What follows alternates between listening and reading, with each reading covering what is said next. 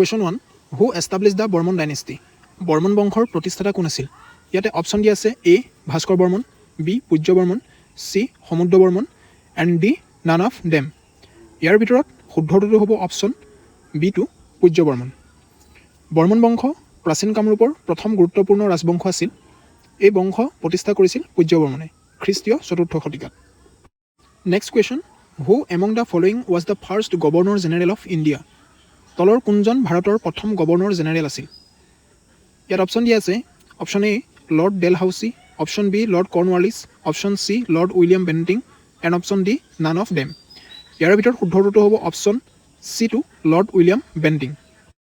question 3 the word swaraj was first used by Dadabhai Naoroji in the Congress session headed Dadabhai নৌৰোজীয়ে স্বৰাজ শব্দটো প্ৰথমবাৰৰ বাবে কোন কংগ্ৰেছ অধিৱেশনত ব্যৱহাৰ কৰিছিল অপশ্যন দিয়া আছে A 1904 Bombay option B 1906 Kolkata option C 1907 Surat and option D 1916 Lucknow ইয়াৰ ভিতৰত কাৰেক্ট এনচাৰটো হ'ব অপশ্যন বি টু 1906 কলকাতা